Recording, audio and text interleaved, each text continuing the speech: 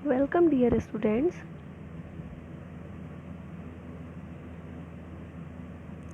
बच्चों, हम लोग सारे फाइलम को कवर कर चुके हैं। अब केवल कॉर्डेटा फाइलम के केवल एवीज और मेमेलिया क्लास जो है वो रह गया है, जिसे आज हम डिस्कस करेंगे। देखिए, एवीज इस वर्ग में, इस क्लास में क्या आते हैं? पक्षी।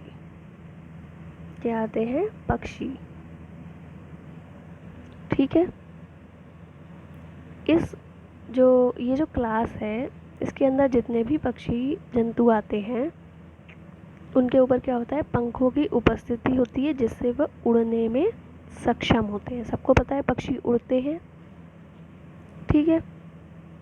कुछ पक्षी ऐसे होते हैं जो पूरी तरीके से उड़ान नहीं भर सकते, मतलब थोड़ी देर 1 सेकंड के लिए उड़े और बैठ गए। क्यों?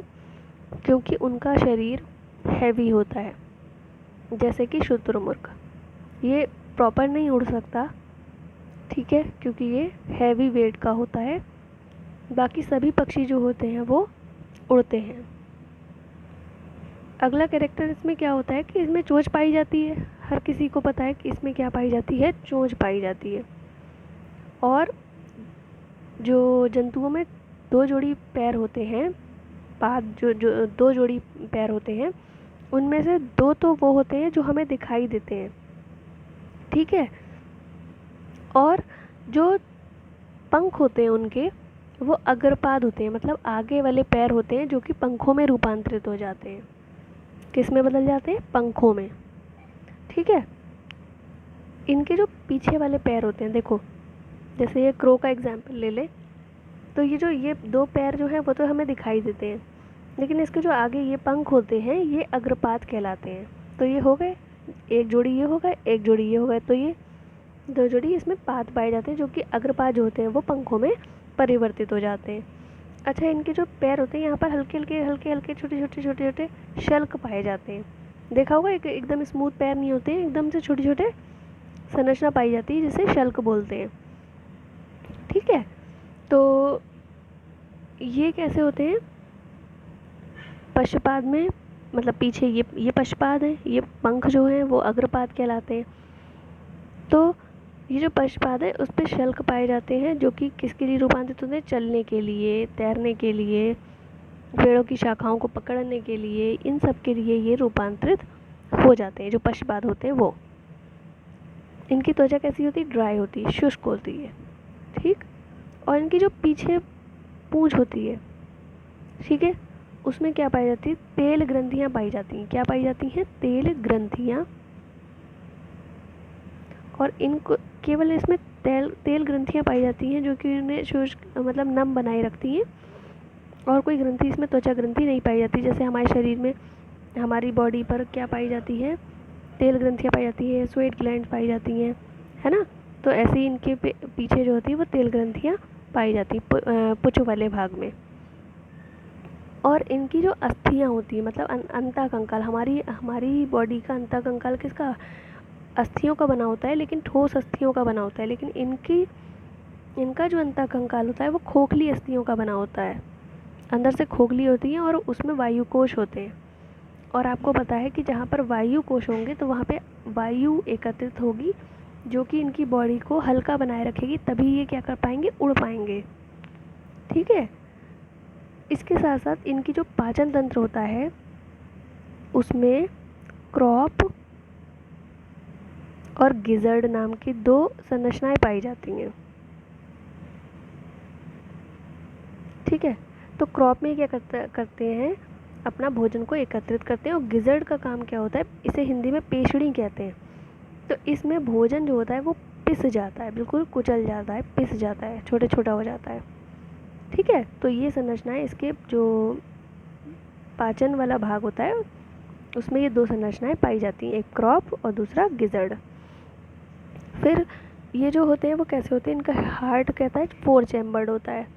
2 अलिंद होंगे ऊपर और 2 निलय। नीचे, ऊपर 2 अलिंद, नीचे 2 निलय। तो इनका हृदय कैसा होता है? 4 चैम्बर्ड होता है, मतलब 4 कक्ष वाला होता है। और आपने इससे पहले लास्ट उसमें पढ़ा था कि एनिमल्स जो कैसे थे, वो पॉइक्लोधर्मिक थे, मतलब असमतापी थे। लेकिन ये कैसे होते हैं? समतापी। कैसे होते हैं? समतापी, जो अपनी बॉडी के टेम्परेचर को मेंटेन रखते हैं। ठीक है, मतलब समान रखते हैं। इनके बॉडी का टेम्परेचर जो है वो हमेशा समान बना रहता है। और इनका जो श्वसन होता है वो लंग्स के द्वारा होता है, फेफड़ों के द्वारा होता है। लेकिन उसमें क्या होते हैं?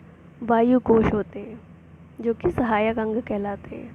ठीक है, जैसे आपने एग्जाम्पल देख ही लिया। अब इसके जितने भी अवीज वर्ग में आते हैं, आपको सब पता है कि पक्षी वर्ग में जैसे ये क्रो हो गया, कॉर्वस जिसका नाम है, ये क्या है? कोलम्बलीबिया कबूतर, सिटिकुला पैरट, और ये पेंगुइन एटिनोडाइटीज।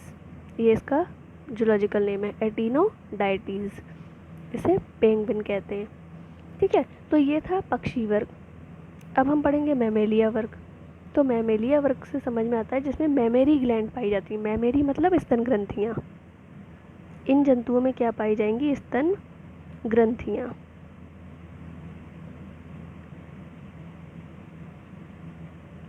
मैमेलिया संघ का जंतु का विशेष लक्षण होता है कि इसमें स्तन ग्रंथियाँ, इन जंतुओं में स्तन ग्रंथियाँ पाई जाती हैं। और ये जो जंतु होते हैं वो हर जगह पाए जाते हैं, ठंडे भागों में, रेगिस्तान में, घास के मैदान में, अंधेरी गुफा में, हर जगह ये जंतु जो है मैमेलिया संघ के जो जंतु होते हैं वो पाए जाते हैं। ठीक है, पानी में भी पाए जाते हैं। जैसे आपने ब्लू व्हेल जो स्तनधारी है वो पानी में पाई जाती है। तो हर जगह ये पाए जाते हैं। ठीक है, और इनका मुख्य लक्षण क्या है? इसमें स्तन ग्रंथियाँ या मेमोरी ग्लैंड्स पाई जाती हैं। अब देखिए, तो इनमें भी क्या होते हैं? दो जोड़ी पाद होते हैं, जो हम हाथ कहते हैं जिन्हें, वो क्या है? उन्हें दो जोड़ी पाद में काउंट किया जाता है। ठीक है, और जो इनमें मेमोरी ग्लैंड्स पाई जाती हैं उनसे इनके बच्चे जो हैं वो पोषण प्राप्त करते हैं। ठीक है, स्तन ग्रंथियाँ जो पाई जाती हैं इनमें, वो इनके जो शिशु होते हैं वो पोषण प्राप्त करते हैं। और जो इनके पाद होते हैं, मतलब दो जोड़ी होते हैं पाद, हम जिन्हें हाथ बोलते हैं, एक अग्रपाद, पश्चपाद। तो वो क्या? दौड़ने के लिए, चढ़ने के लिए, बिल में रहने के लिए, तैरने, उड़ने, इन सब चीज़ों के लिए अनुकूलित होते हैं। मतलब ये जो पैर होते हैं इन दो जोड़ी इनके, ये इस काम में आते हैं। फिर इनकी त्वचा पर देख लीजिए आप, रोम पाए जाते हैं। क्या पाए जाते हैं? रोम। आपने देखा होगा, जैसे हम अपने हाथ और पैर को देखें तो हल्के हल्के से हेयर्स पाए जाते हैं, तो उनको बोलते हैं रोम। और ये जो इनके ऊपर दिख रहा है, ये जो आपको ये इनके कान दिख रहे हैं, ये कर्ण पल्लव कहलाते हैं। क्या कहलाते हैं? कर्ण पल्लव।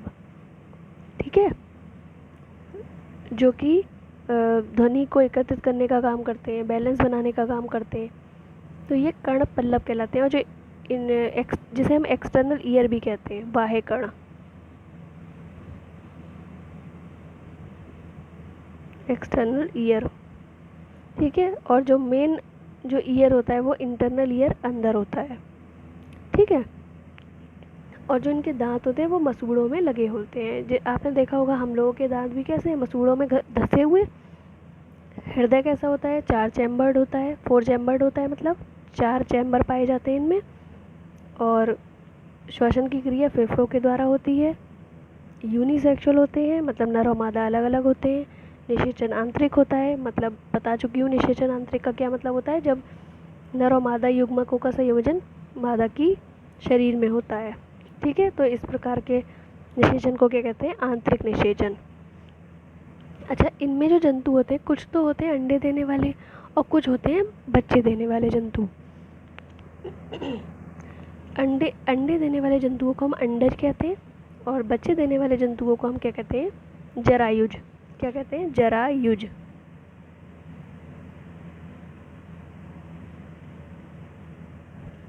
ठीक है, मतलब अंडे देने वाले को अगर हम इंग्लिश में कहें तो ओवीपेरस,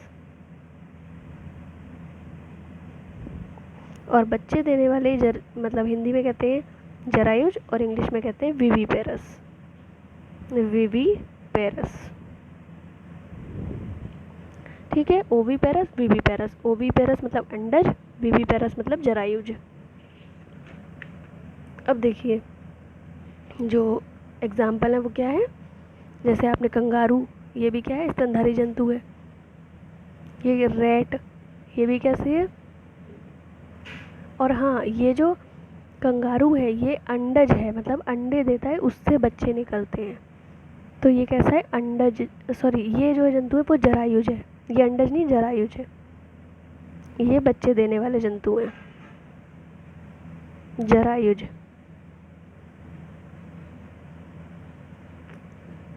ठीक है। और अंडे देने वाले जंतु में आता है प्लेटिपस या डकबिल। ठीक है। तो जरायुज में ये कंगारू हो गया, रैट हो गया, ठीक है, चूहा। फिर ये डॉग हो गए। आपको सभी पता है मैमेलिय जंतु जितने भी हैं, मैमल्स, मनुष्य, हाथी, कुत्ता, बंदर, चूहा, बिल्ली, ब्लू व्हेल, पैंथेरा मतलब शेर, बाघ, ये सब क्या है, स्तनधारी जंतु हैं। और कंगारू कैसा है, जरायुज, अंडज नहीं, जरायुज है। ठीक है।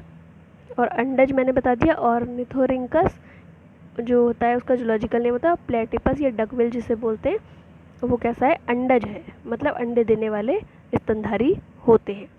तो इस क्लास के साथ आपका ये चैप्टर भी फिनिश हो चुका है। अब हम इसके आगे नेक्स्ट चैप्टर डिस्कस करेंगे। इस वीडियो में इतना ही पढ़ेंगे। Thank you so much.